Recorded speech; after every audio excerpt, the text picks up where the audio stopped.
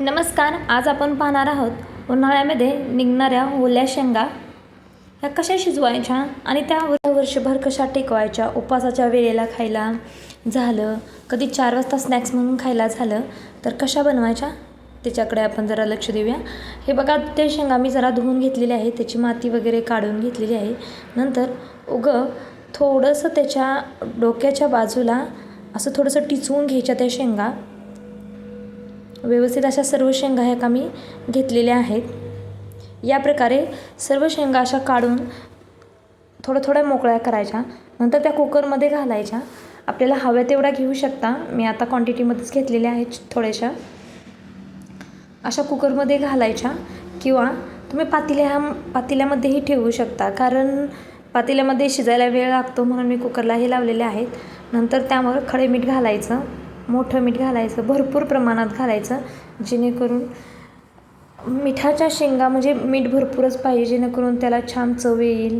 जरा आळणी असलं तर ते खाऊ वाटत नाही आणि जरा जास्त झाले तरीही ते खाऊ वाटत नाहीत. त्यासाठी मीठ बी व्यवस्थित आणि मापात प्रमाणातच घालायचं. आणि मग ह्या शेंगा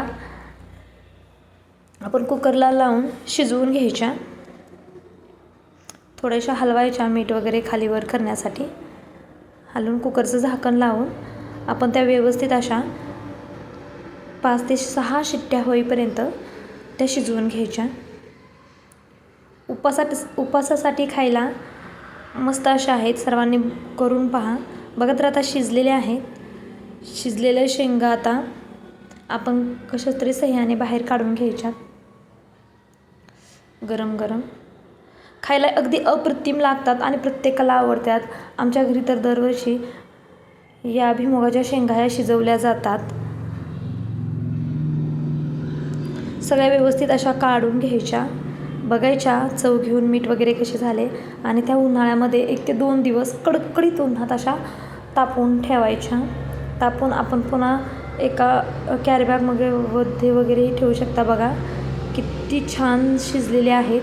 मीठ वगैरे भरपूर मस्त प्रमाणात झालेलं आहे. तर तुम्ही एकदा नक्की ट्राय करा, खूप छान लागतात. आणि आता मी थोड्याशा क्वांटिटीमध्ये शिजवल्यामुळे ह्या आताच संपून जातील, पण मी जास्तही शिजवणार आहे. आणि त्या कडकडीत उन्हात घालायच्या 2 ते 3 दिवस आणि वर्षभरासाठी आपण त्या साठवून ठेवू शकतो. उपवासाच्या वेळी, प्रवासाच्या वेळी आपण त्या घेऊन थोड्या खाऊ शकतो. जर तुम्हाला हा व्हिडिओ आवडला असेल तर लाईक करा, शेअर करा आणि माझ्या चॅनलला सबस्क्राईब करा. धन्यवाद.